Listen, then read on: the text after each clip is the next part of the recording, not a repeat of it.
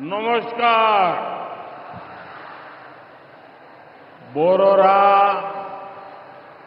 আমার প্রণাম নেবেন, ছোটরা ভালোবাসা। आप इतनी विशाल संख्या में यहां हमें आशीर्वाद देने आए हैं। मैं हृदय से बंगाल की जनता का अभिनंदन करता हूं। आज एवरेस्ट डे भी है। आज के दिन तेनजिंग नोर्गे जी ने एवरेस्ट पर अपना परचम लहराया था।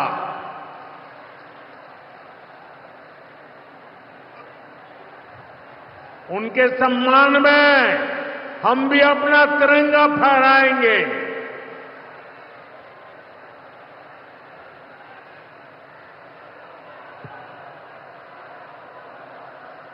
और आज ही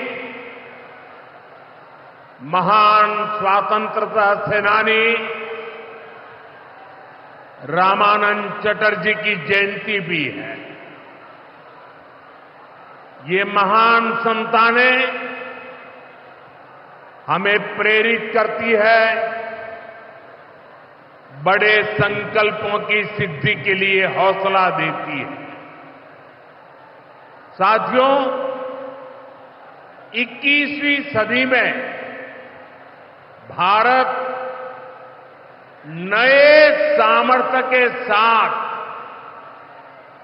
समृद्धि की नई गाथा लिख रहा है। आज देश का हर नागरिक भारत को विकसित राष्ट्र बनाने के लिए जुटा है, दिन रात जुटा है। और विकसित भारत बनाने के लिए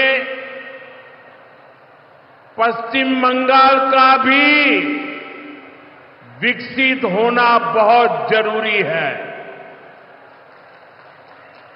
और इसलिए पश्चिम बंगाल को भी नई ऊर्जा के साथ जुटना है। बंगाल को फिर उसी भूमिका में आना होगा जो कभी यहां की पहचान थी। इसके लिए जरूरी है कि पश्चिम बंगाल फिर से नॉलेज का, ज्ञान विज्ञान का केंद्र बने। बंगाल मेक इन इंडिया का एक बहुत बड़ा सेंटर बने। बंगाल देश में पोर्ट लेड डेवलपमेंट को गति दे। बंगाल अपनी विरासत पर गर्व करते हुए, उसे संरक्षित करते हुए तेज गति से आगे बढ़े। साथियों, केंद्र की भाजपा सरकार इसी संकल्प के साथ काम कर रही है। भाजपा पूर्वोदय की नीति पर चल रही है। बीते दशक में बीजेपी सरकार ने यहां के विकास के लिए हजारों करोड़ों का निवेश किया है। अब से कुछ देर पहले यहां सिटी गैस डिस्ट्रीब्यूशन नेटवर्क का शुभारंभ भी हुआ है। केंद्र सरकार के प्रयासों से ही कल्याणी एम्स बना है, न्यू अलीपुर द्वार और न्यू जलपाईगुड़ी जैसे रेलवे स्टेशनों का पुनर्विकास किया जा रहा है। बंगाल की व्यापारिक गतिविधियों को उत्तर भारत से जोड़ने के लिए डेडिकेटेड फ्रेट कॉरिडोर बन रहा है। कोलकाता मेट्रो का अभूतपूर्व विस्तार किया गया है। ऐसे अनेक प्रोजेक्ट हैं जो भारत सरकार यहां पूरे करवाने का प्रयास कर रही है। भाजपा सरकार ईमानदारी से सबका साथ सबका विकास के मंत्र को लेकर बंगाल की प्रगति के लिए समर्पित है, क्योंकि बांग्लार उदय तबई विकसित भारतेर जय।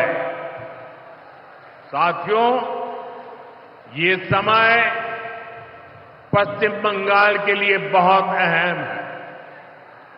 ऐसे में पश्चिम बंगाल के हर नौजवान पर, आप सब पर बहुत बड़ा दायित्व है। आप सबने मिलकर के बंगाल का भविष्य तय करना है। आज पश्चिम बंगाल एक साथ कई संकटों से घिरा हुआ है। एक संकट समाज में फैली हिंसा और अराजकता का है। दूसरा संकट माताओं बहनों की असुरक्षा का है, उन पर हो रहे जघन्य अपराधों का है। तीसरा संकट नौजवानों में फैल रही घोर निराशा का है, बेतहासा बेरोजगारी का है। चौथा संकट घनघोर करप्शन का है। यहां की सिस्टम पर लगातार कम होते जनविश्वास का है। और पांचवा संकट गरीबों का हक छीनने वाली सत्ताधारी पार्टी की स्वार्थी राजनीति का है। साथियों, यहां मुर्शिदाबाद में जो कुछ हुआ, मालदा में जो कुछ हुआ, वो यहां की सरकार की निर्ममता का उदाहरण है। दंगों में गरीब माताओं बहनों की जीवन भर की पूंजी राख कर दी गई। तुष्टीकरण के नाम पर गुंडागिर्दी को खुली छूट दे दी गई। जब सरकार चलाने वाले एक पार्टी के लोग, विधायक, कॉरपोरेटर ही लोगों के घरों को चिन्हित करके जलाते हैं और पुलिस तमाशा देखती है, तो उस भयावह स्थिति की कल्पना की जा सकती है। मैं बंगाल की भद्र जनता से पूछता हूं, क्या सरकारें ऐसे चलती हैं? यही भावे सरकार चलेगी? साथियों, बंगाल की जनता पर हो रहे इन अत्याचारों से यहां की निर्मम सरकार को कोई फर्क नहीं पड़ता। यहां बात बात पर कोर्ट को दखल देना पड़ता है। बिना कोर्ट के बीच में आए कोई भी मामला सुलझता ही नहीं है। बंगाल की जनता को अब टीएमसी सरकार के सिस्टम पर भरोसा नहीं है। यहां की जनता के पास अब सिर्फ कोर्ट का आसरा ही है। इसलिए पूरा बंगाल कह रहा है, बंगाल में मची चीख पुकार, नहीं चाहिए निर्मम सरकार। बांग्लार चित्कार लागबे ना, निर्मम सरकार। साथियों, भ्रष्टाचार का सबसे बुरा असर नौजवानों पर पड़ता है, गरीब और मिडिल क्लास परिवारों पर होता है। भ्रष्टाचार कैसे चारों तरफ बर्बादी लाता है, ये हमने टीचर भर्ती घोटाले में देखा है। टीएमसी सरकार ने अपने शासनकाल में हजारों टीचर्स का फ्यूचर बर्बाद कर दिया, उनके परिवारों को तबाह कर दिया, उनके बच्चों को असहाय छोड़ दिया। टीएमसी के घोटालेबाजों ने सैकड़ों गरीब परिवार के बेटे बेटियों को अंधकार में धकेल दिया है। ये सिर्फ कुछ हजार टीचर्स के भविष्य के साथ खिलवाड़ नहीं है, बल्कि पश्चिम बंगाल के पूरे एजुकेशन सिस्टम को बर्बाद किया जा रहा है। टीचर्स के अभाव में लाखों बच्चों का भविष्य दांव पर है।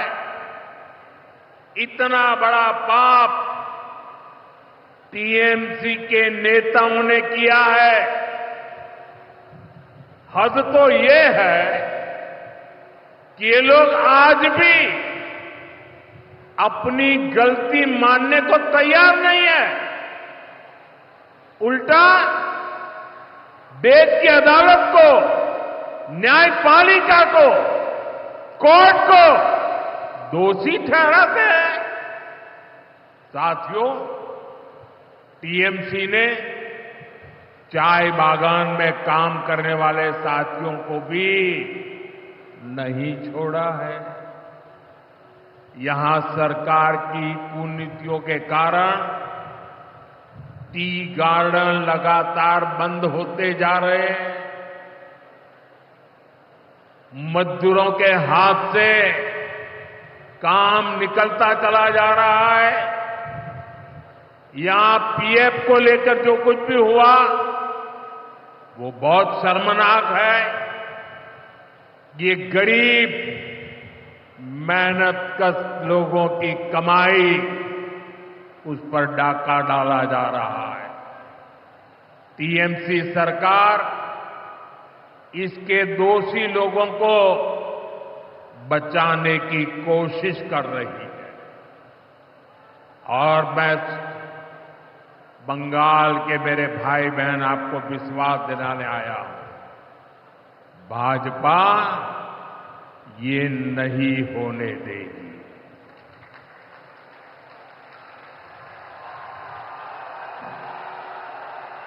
साथियों, राजनीति अपनी जगह पर है, लेकिन गरीब, दलित, पिछड़े, आदिवासी और महिलाओं से टीएमसी क्यों दुश्मनी निकाल रही है। पश्चिम बंगाल के गरीब एससी, एसटी, ओबीसी के लिए जो भी योजनाएं देश में चल रही है, उनमें से बहुत सारी योजनाएं यहां लागू ही नहीं होने दी जा रही है। पूरे देश में करोड़ों लोगों को आयुष्मान योजना के तहत मुफ्त इलाज मिल चुका है, लेकिन मुझे दुख के साथ कहना पड़ रहा है, इसका फायदा पश्चिम बंगाल के मेरे भाई बहनों को नहीं मिल रहा। पश्चिम बंगाल का कोई साथी अगर दिल्ली, बेंगलुरु, चेन्नई गया है, उसको वहां मुफ्त इलाज नहीं मिल पाता, क्योंकि निर्मम सरकार ने बंगाल के अपने लोगों को आयुष्मान कार्ड देने ही नहीं दिया। आज देश भर में 70 वर्ष से ऊपर के बुजुर्गों को 5 लाख रुपए तक मुफ्त इलाज की सुविधा मिल रही है। मैं तो चाहता हूं कि पश्चिम बंगाल में भी 70 वर्ष से ऊपर के सभी बुजुर्गों को मुफ्त इलाज की सुविधा मिले, लेकिन टीएमसी सरकार ये नहीं करने दे रही है। केंद्र की बीजेपी सरकार देश भर में गरीब परिवारों को पक्के घर बनाकर दे रही है, लेकिन पश्चिम बंगाल में लाखों परिवारों का घर नहीं बन पा रहा है, क्योंकि टीएमसी के लोग इसमें भी गरीब के पास से कट और कमीशन की मांग कर रहे हैं। आखिर टीएमसी सरकार आप लोगों को लेकर इतनी निर्मम क्यों है? साथियों, यहां की निर्मम सरकार के जितने उदाहरण दो वो कम है। पश्चिम बंगाल में बहुत बड़ी संख्या में हमारे विश्वकर्मा भाई बहन हैं।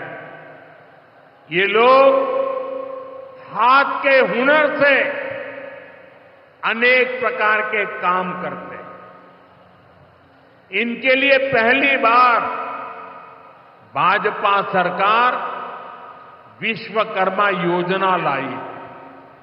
इसके तहत देश के लाखों लोगों को ट्रेनिंग मिली है, पैसा मिला है, नए टूल मिले हैं, आसान ऋण मिला है, लेकिन पश्चिम बंगाल में 8 लाख एप्लीकेशन अभी भी लटकी पड़ी है। निर्मम सरकार उस पर बैठ गई है, क्योंकि टीएमसी सरकार इस योजना को भी लागू नहीं कर रही है। साथियों, टीएमसी सरकार की मेरे आदिवासी भाई बहनों से भी दुश्मनी कुछ कम नहीं है। देश में पहली बार जनजातियों में भी सबसे पिछड़ी जनजातियों के लिए पीएम जनमन योजना बनाई गई है। पश्चिम बंगाल में बहुत बड़ा आदिवासी समाज है। टीएमसी सरकार गरीब आदिवासियों का विकास भी नहीं होने दे रही है। उसने पीएम जनमन योजना को यहां लागू नहीं किया। टीएमसी हमारे आदिवासी समाज को भी वंचित ही रखना चाहती है। साथियों, टीएमसी को आदिवासी समाज के सम्मान की परवाह नहीं है। 2022 में जब एनडीए ने एक आदिवासी महिला को राष्ट्रपति उम्मीदवार बनाया तो सबसे पहले विरोध करने वाली पार्टी टीएमसी थी। बंगाल के आदिवासी इलाकों की उपेक्षा भी यही दिखाती है कि इन्हीं आदिवासी समाज से टीएमसी वालों को कोई लगाव नहीं है, कोई लेना देना नहीं। साथियों, कुछ दिन पहले दिल्ली में नीति आयोग की गवर्निंग काउंसिल की बहुत महत्वपूर्ण बैठक हुई। ये एक अहम मंच होता है जहां देश भर के मुख्यमंत्री मिलकर विकास पर चर्चा करते हैं। लेकिन अफसोस की बात है कि इस बार बंगाल सरकार इस बैठक में मौजूद ही नहीं रही। दूसरे गैर भाजपा शासित राज्य आए, सभी दल के नेता आए, हमने साथ बैठकर चर्चा की, लेकिन टीएमसी को तो सिर्फ और सिर्फ 24 घंटा पॉलिटिक्स करना है और कुछ करना ही नहीं है। पश्चिम बंगाल का विकास, देश की प्रगति उनकी प्राथमिकता में है ही नहीं।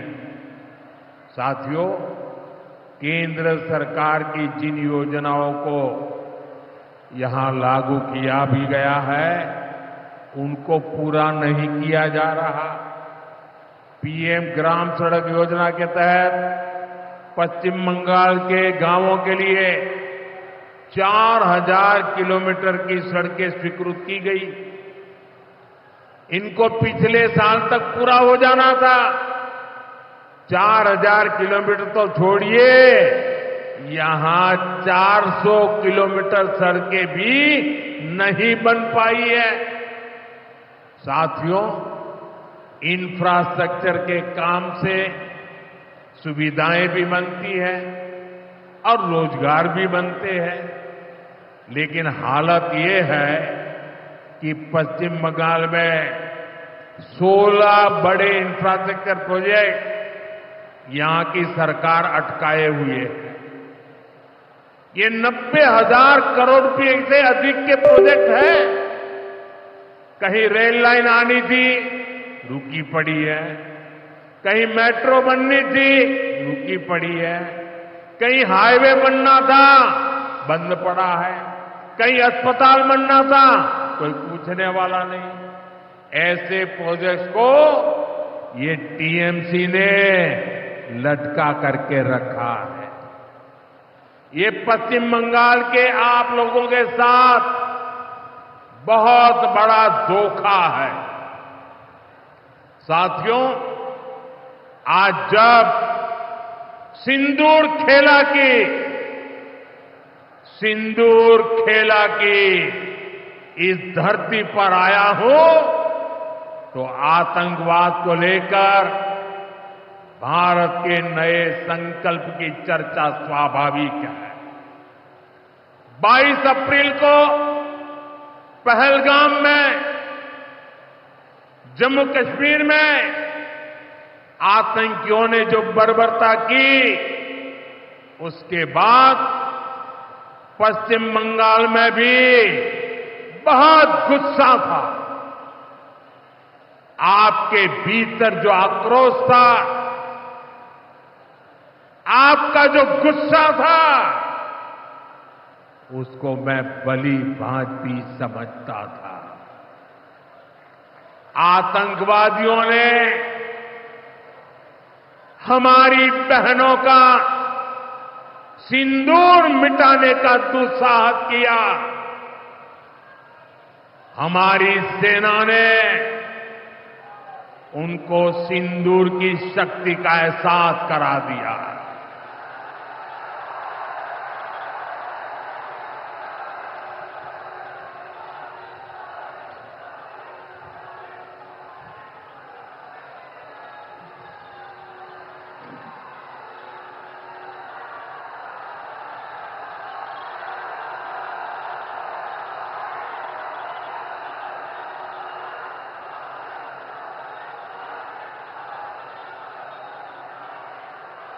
हमने आतंक के उन ठिकानों को तबाह किया जिनकी पाकिस्तान ने कल्पना तक नहीं की थी।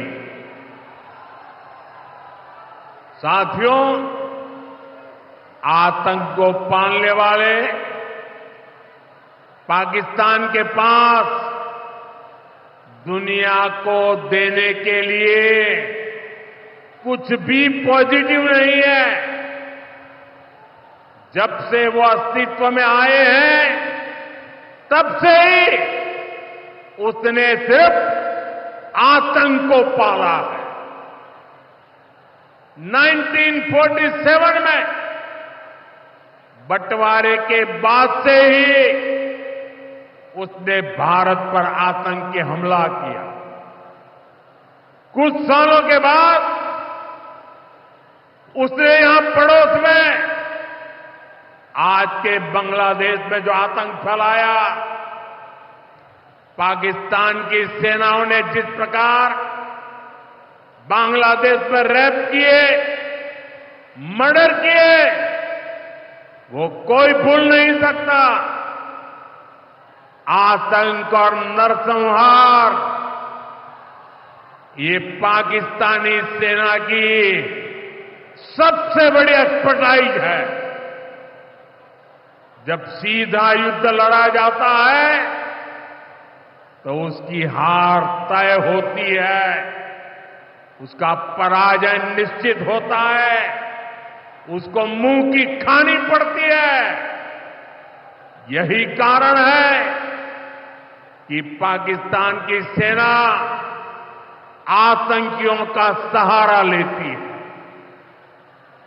लेकिन पहलगाम हमले के बाद अब भारत ने दुनिया को बता दिया है, भारत अब आतंकी हमला हुआ, भारत पर आतंकी हमला हुआ तो दुश्मन को उसकी बड़ी कीमत चुकानी पड़ेगी।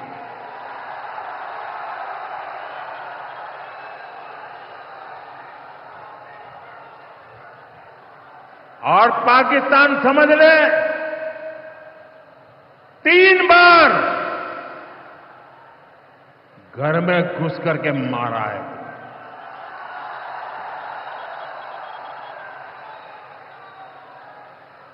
हम शक्ति को पूजने वाले लोग,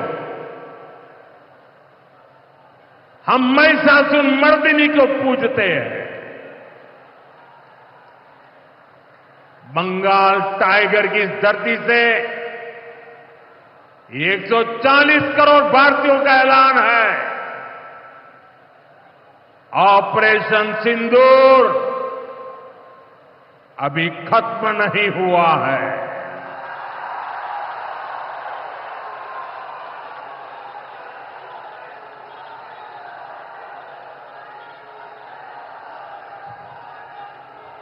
साथियों, पश्चिम बंगाल को अब हिंसा की, तुष्टीकरण की, दंगों की, महिला अत्याचार की, घोटालों की राजनीति से मुक्ति चाहिए। अब पश्चिम बंगाल के सामने भाजपा का विकास मॉडल है। आज भाजपा देश के कई राज्यों में सरकारें चला रही है। देश के लोग बार बार भाजपा को अवसर दे रहे हैं। पड़ोस में असम हो त्रिपुरा हो या फिर ओडिशा, यहां भाजपा सरकारें तेजी से विकास कार्यों में जुटी है। मैं बंगाल के सभी भाजपा कार्यकर्ता साथियों से कहूंगा, हमें कमर कसकर तैयार रहना है। हमारे सामने एक बड़ी चुनौती है कि लोकतंत्र पर पश्चिम बंगाल की जनता के विश्वास को फिर से कैसे बहाल करें। हमें पश्चिम बंगाल के हर परिवार को सुरक्षा की, सुशासन की और समृद्धि की गारंटी देनी है। इसके लिए आने वाले दिनों में अपने प्रयासों को हमें और तेज करना होगा। साथियों, विकसित भारत बनाने के लिए पश्चिम बंगाल का तेज विकास बहुत जरूरी है। हमें पश्चिम बंगाल को उसका पुराना गौरव लौटाना है। ये हम सभी मिलकर करेंगे और करके रहेंगे। एक बार फिर आप सभी को इतनी बड़ी संख्या में यहां आने के लिए बहुत बहुत आभार व्यक्त करता हूं।